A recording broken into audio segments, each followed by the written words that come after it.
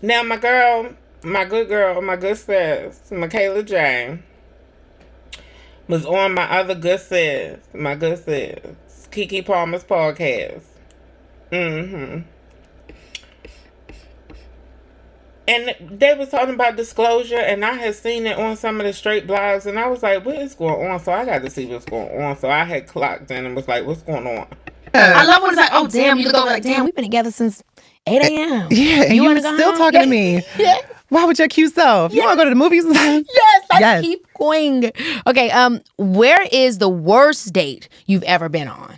The worst date that I have ever been on was before I had any morals. And this guy said to me, because, okay, just long story short, Scott told, I told him in the chat that, I was trans, and I said, did you look at my profile? And he was like, yeah. I go and see him, and we set up a great date. It was a fantastic date. It was at Starbucks. I live coffee. So you do, this is a coffee girl.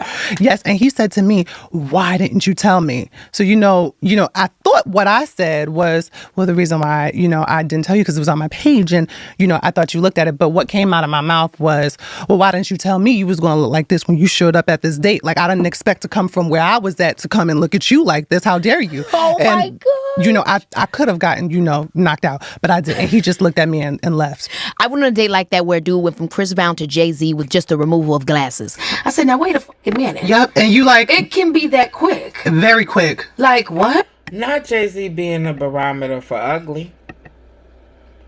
So many things happened there. For one, that's happened to me too. I remember having a multiple hour conversation with a guy. We was really vibing. And he lived down the street from me at the time. We was really vibing. He was giving, that he was very comfortable with the idea of me being trans and all of these things. And, I won't be the first. And, if it doesn't work out, I won't be the last. And da-da-da-da-da. Great. I have no problem with that at all. That makes me feel comfortable. I don't want to be an experiment. Child, so then the first time we had met, I ended up saying something or doing something alluding to the fact that I was trans. Probably kikiing about being trans.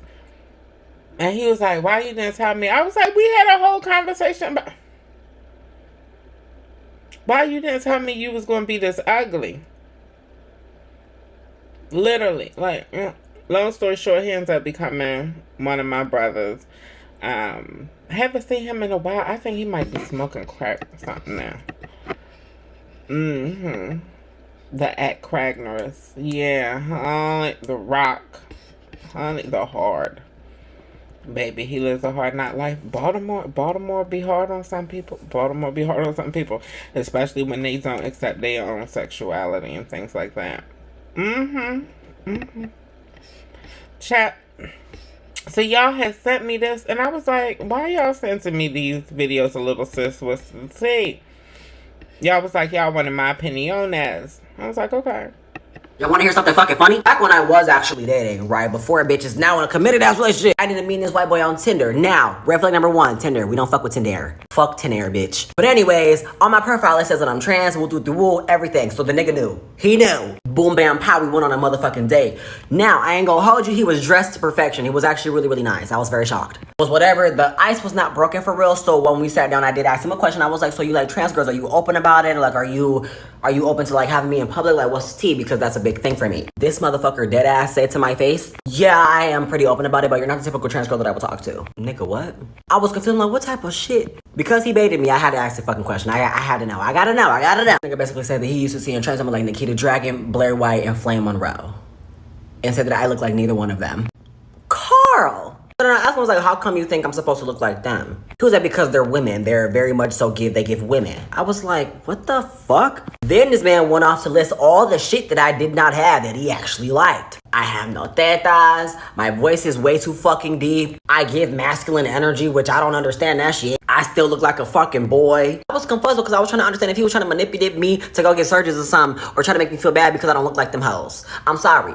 And then another thought that did cross my mind, I was like, Flame Monroe doesn't even say that they're trans, correct? Last time I checked, I might be wrong. But I was like, bitch, I don't want to be plastic. I'm sorry. I don't got the patience. I don't want to be called a doll. I don't want to be no. Ugh.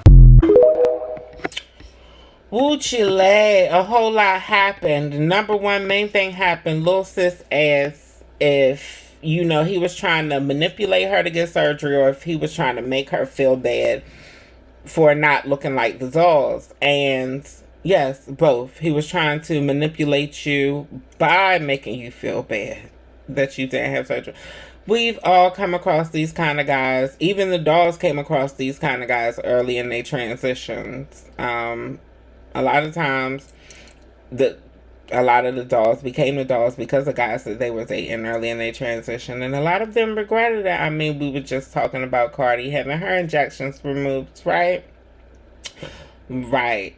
And you could trust to believe Nikita Dragon and all those skinny, slim girls who now have hips and butt, they have been injected. Where did they get the fat from? It's window seal and baby lotion. And whatever baby oil was left in Costco that Diddy didn't get. We'll talk about more about that later.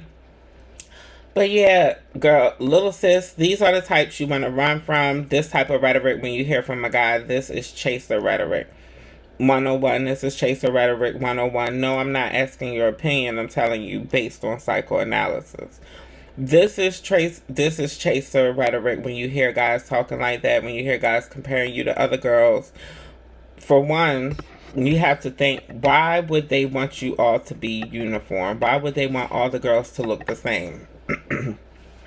Because realistically, any other people come in varieties. Any other demographic of people come in variety of looks, shapes, sizes, curves, aesthetic, all of that. Why do these dudes that you date want you to look like a doll? In many cases, it could be one of a couple different things. But in many cases, it is them wanting you to be uniform and trying to tailor you to what they like or what they think they like or what they have liked on other girls. They're trying to tailor you to that so that you can resemble other people that they're attracted to. A lot of them want the girls to all look alike so they can hop from girl to girl. Butch queens do this with butch queens too. Cis het men do this with cis women. Yeah, they want you to be uniform. If y'all all look alike, then I could just hop around to each one of y'all versus just going out and getting somebody who already has the aesthetic that you want. And also, a lot of them, it's a validation thing as well. If you look like whatever is in vogue, if you look like what's ever trending, if you look like the trending baddie of the moment, then a lot of them feel like that's validation to date you for being trans. Oh, you're prettier than the average cis girl, or you're prettier than the average woman, period, or you're prettier than the average person, or you have more body, or you have more this. It gives them an excuse to be like, oh, okay, yeah, she might be trans, but da-da-da-da-da. She might be trans, but da-da-da-da-da. Realistically, regardless of the reason, this is somebody who doesn't love you genuinely. This is somebody who really ain't checking for you. This is somebody who's too caught up on aesthetics. And of course, aesthetics matter to all of us. When it comes to dating, aesthetics matter to most of us. Aesthetics matter more with others.